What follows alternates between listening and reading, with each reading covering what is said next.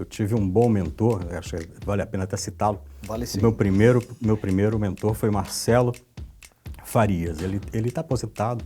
Provavelmente, se ele ouvir, ele vai ficar muito feliz. Ele mora no Rio de Janeiro. E ele falava que a gente precisava estar o tempo todo olhando o que a gente conseguia melhorar. Então, quando parava, eu às vezes não tinha demanda, tinha pouca demanda, aí eu ficava olhando assim, o que eu posso fazer?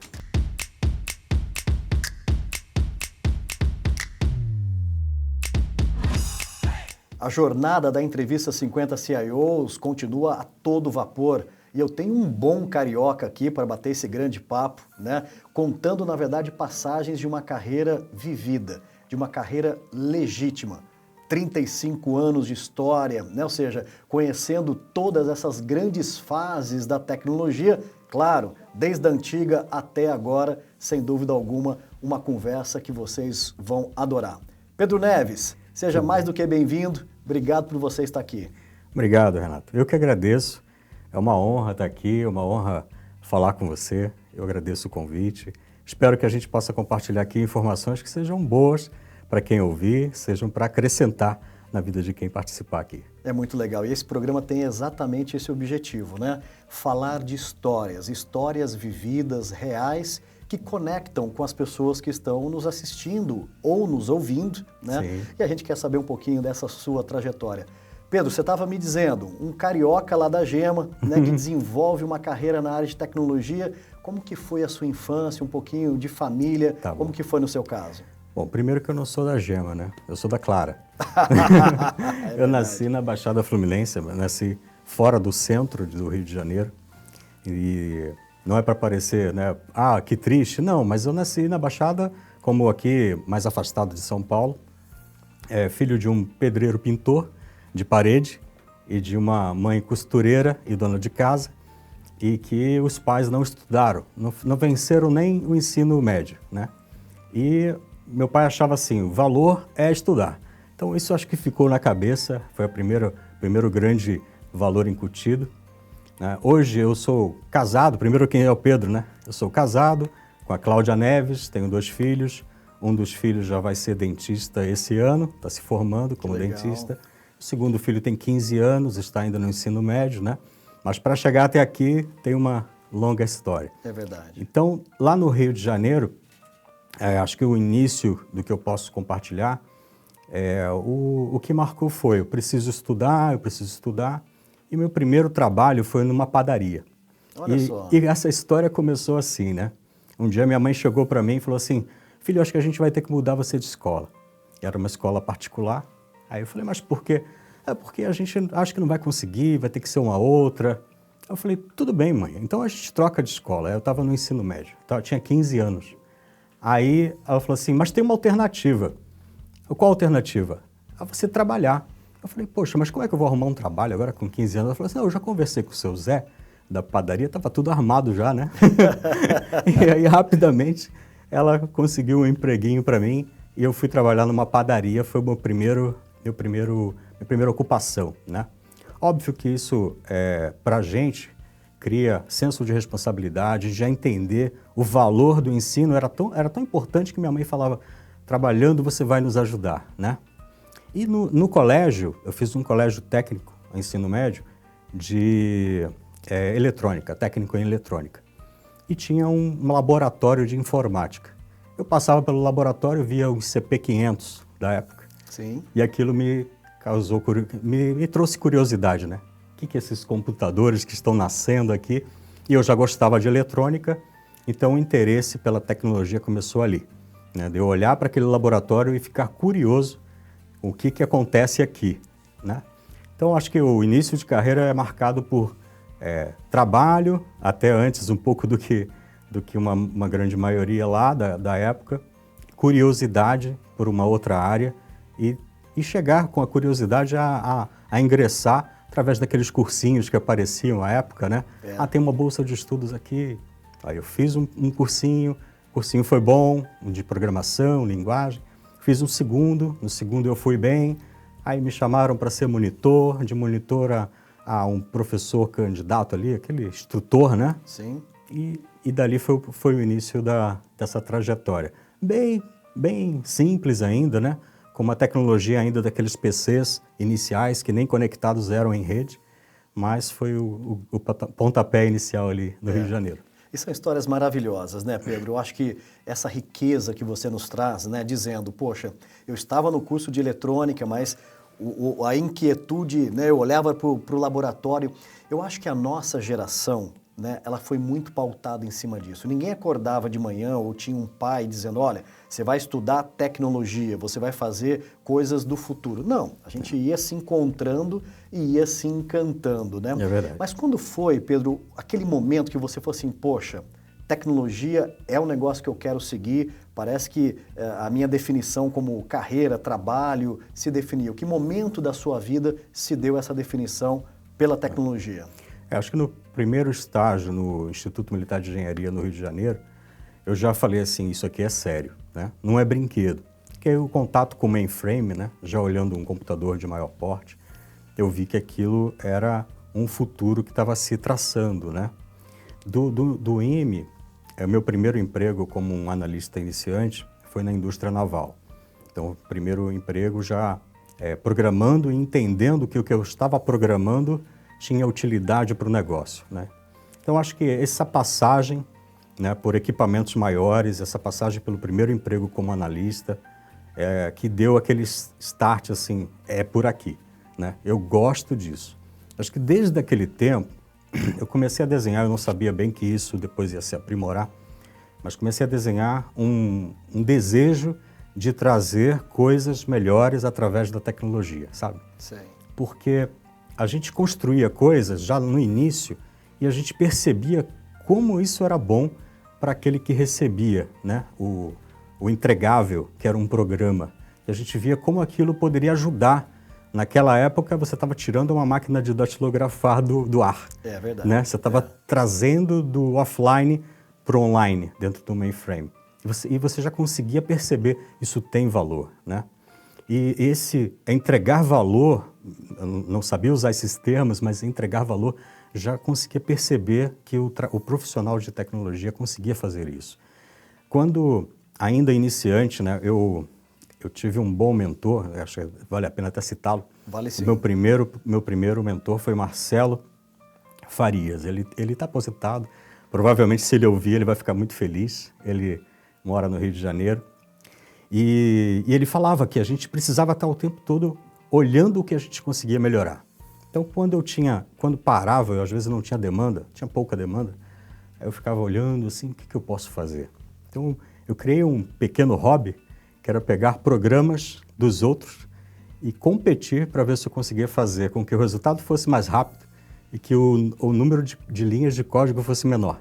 Tá. E eu fazia isso de forma recorrente, quando eu tinha tempo vago, né? Então, acho que a tecnologia nasceu no meu coração como paixão mesmo, né? Porque hoje, quando eu exerço a função, né, seja como um papel de diretor, um papel de liderar uma equipe, eu sou apaixonado pelo que a gente está entregando. Eu gosto disso, isso ainda me traz muito brilho nos olhos, né? Eu acho que isso eu percebi lá desde o início. Como uma empresa especialista em conectar pessoas, a NetGlobe entrega soluções para as empresas estarem cada vez mais alinhadas ao novo. Reúna pessoas. Conheça o escritório do futuro.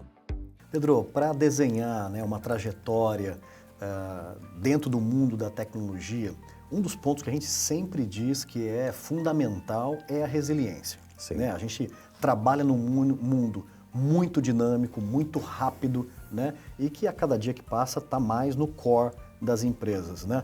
E eu vejo que você é uma pessoa que trabalhou muito esse skill, né? De muita resiliência, de trabalho em time, ou seja, de entender esses turnarounds, ou seja, fala um pouquinho pra gente como que foi isso, foi na vida, foi na experiência, foi na Sim. dor, como que foi no seu caso? Tá bom.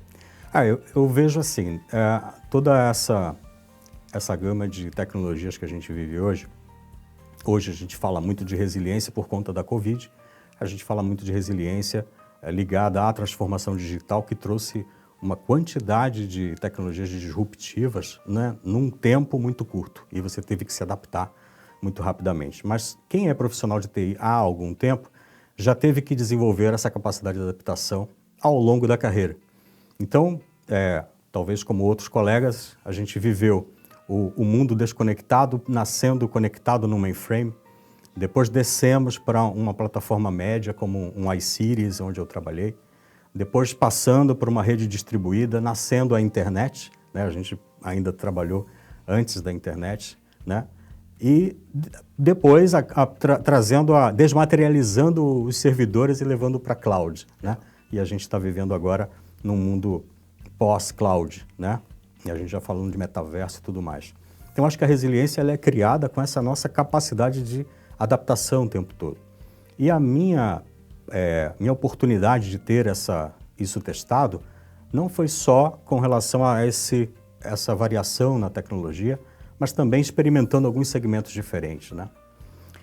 Eu vejo que ao longo da carreira a gente tem que saber conjugar muito bem a vida familiar com a nossa vida, com a nossa carreira. Então, por exemplo, teve um momento em que a minha esposa recebeu uma proposta muito boa para ir para São Paulo e nós estávamos no Rio. E a princípio a gente falou, puxa, isso vai estragar tudo, a gente tem uma família bem estruturada aqui no Rio, né? Eu ganhava mais do que ela, eu falei, não faz sentido. Mas depois houve uma segunda tentativa e tudo mais, nós pensamos em casa e falamos assim, por que não? Né?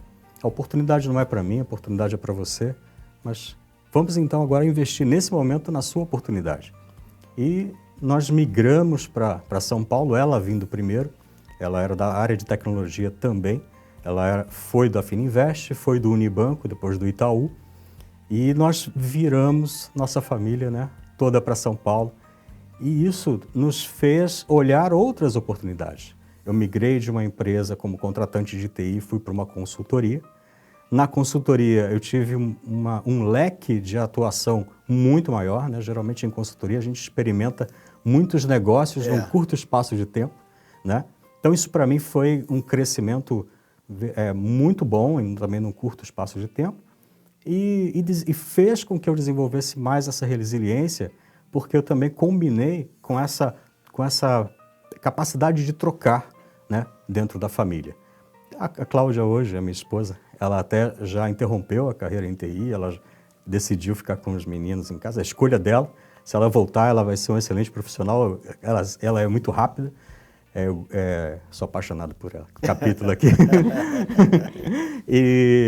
Mas a gente tem que experimentar isso. Às vezes a gente tem que dar oportunidade para o nosso parceiro, a gente tem que dar oportunidade para o nosso colega de trabalho, alguém da equipe que está sobressaindo e precisa aparecer, por que não você dar essa oportunidade? Acho que isso também faz parte da nossa resiliência, né? Resiliência não é só a gente querer vencer como individualmente, mas é fazer com que a equipe vença, né?